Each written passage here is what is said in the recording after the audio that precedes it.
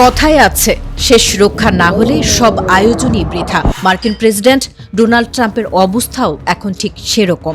রণক্ষেত্রের সমস্ত দম্ভ আর হুমকি উধাও করে দিয়ে কৌশলগত লড়াইয়ে চরম পরাজয়ের গ্লানি টেনে নিতে বাধ্য হল ওয়াশিংটন এবং তেল আবিব জোট।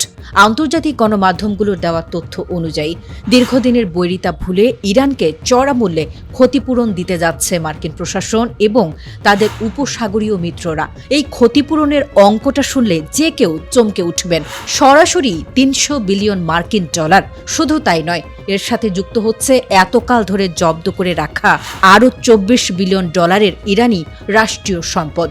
নিয়ম অনুযায়ী মূল চুক্তি সই হওয়ার আগেই এই বিশাল তহবিলের অর্ধেক তেহরানের হাতে তুলে দিতে হবে পশ্চিমাদের। বিশ্ববাসীকে পুরোপুরি চমকে দিয়ে ইরান ও আমেরিকার এই ঐতিহাসিক সমঝোতার প্রাথমিক ঘোষণাটি আসে পাকিস্তানের তরফ থেকে। আগামী শুক্রবার সুইজারল্যান্ডের জেনেভায় দুই দেশের শীর্ষ প্রতিনিধিদের উপস্থিতিতে এই চুক্তিতে চূড়ান্ত সিলমোহর পড়তে যাচ্ছে। আর এই চুক্তি কার্যকর হওয়া মাত্রই খুলে দেওয়া হবে বিশ্বের অন্যতম গুরুত্বপূর্ণ নৌপথ হরমুজ প্রণালী। আবারও সেখানে কোনো রকম বাধা ছাড়াই দাপিয়ে বেড়াবে বড় বড় তেলবাহী জাহাজ এবং কার্গো ট্যাঙ্কার।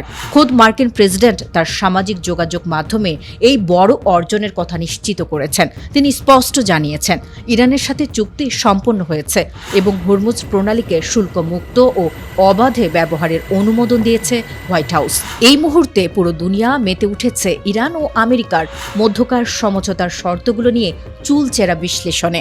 ইরানের রাষ্ট্রীয় সংবাদ সংস্থা মেহের নিউজ এই চুক্তিনামার অত্যন্ত গুরুত্বপূর্ণ ১৪টি ধারা জনসমক্ষে নিয়ে এসেছে। শর্তগুলোর গভীরতা যে কোনো রাজনৈতিক বিশ্লেষককে ভাবিয়ে তুলবে।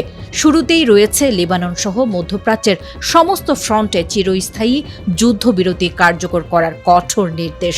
পাশাপাশি আমেরিকার পক্ষ থেকে দেওয়া হয়েছে ইরানের অভ্যন্তরীণ রাজনীতিতে আর কখনো হস্তক্ষেপ না করার প্রকাশ্য গ্যারান্টি। আগামী ৩০ দিনের ভেতর ইরানের বন্দরগুলোকে চারপাশ থেকে অবরুদ্ধ করে রাখা মার্কিন নৌবাহিনী প্রত্যাহার করতে হবে এবং সেই সাথে ইরান ভূখণ্ড থেকে সমস্ত মার্কিন সেনা সরিয়ে নিতে হবে। পুনর্গঠন কাজের জন্য মার্কিন জোট যে ৩০০ বিলিয়ন ডলার দিচ্ছে তা ইরানের অর্থনীতিকে এক ধাক্কায় বদলে দেবে। এর সাথে উঠে যাচ্ছে ইরানি তেল এবং জ্বালানি খাতের উপর থাকা বহু বছরের সমস্ত নিষেধাজ্ঞা। আর এর বিপরীতে তেহরান কেবল তাদের পারমাণবিক অস্ত্র তৈরি না করার আগের প্রতিশ্রুতিটি পুনরায় নিশ্চিত করেছে।